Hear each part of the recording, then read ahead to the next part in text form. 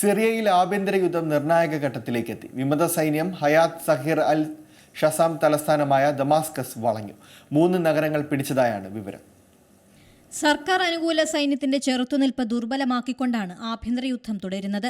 വിമോചനത്തിന്റെ അവസാന നിമിഷത്തിലേക്ക് എത്തിയെന്ന് ഹയാത്ത് തഹരീർ അൽഷാ തലവൻ അവകാശപ്പെടുന്നു. സിറിയയിൽ ഇനി എന്ത് എന്ന ആശങ്കയാണ് ലോകരാജ്യങ്ങൾക്കിടയിൽ ഉയരുന്നത്.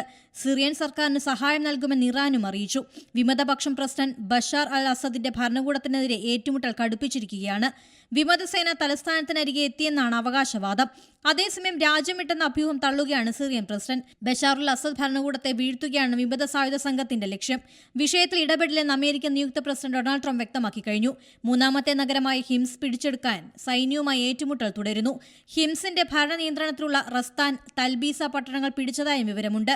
നഗരത്തിൽ നിന്ന് 5 കിലോമീറ്റർ അകലെ എത്തിയതായും വിമത സായുധ വിഭാഗം അറിയിച്ചു. ആയിരക്കണക്കിന് കുടുംബങ്ങൾ ഹിംസിൽ നിന്ന് പലായനം ചെയ്തതായാണ് അന്താരാഷ്ട്ര മാധ്യമങ്ങൾ റിപ്പോർട്ട് ചെയ്യുന്നത്. പടിഞ്ഞാറൻ തീരമേഖലയിലേക്ക് കൂട്ടത്തോടെ പലായനം ചെയ്യുകയാണ്.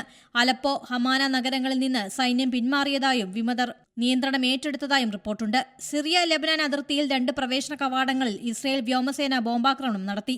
ഇസ്രയേൽ സേന ഇക്കാര്യം സ്ഥിരീകരിച്ചിട്ടുണ്ട്. International desk C Malayalam news. ഏറ്റവും പുതിയ വാർത്തകളും വിശേഷങ്ങളും വിരൽത്തുമ്പിലറിയാൻ സി മലയാളം ന്യൂസ് എല്ലാ ഡിജിറ്റൽ പ്ലാറ്റ്ഫോമുകളിലും ലഭ്യം.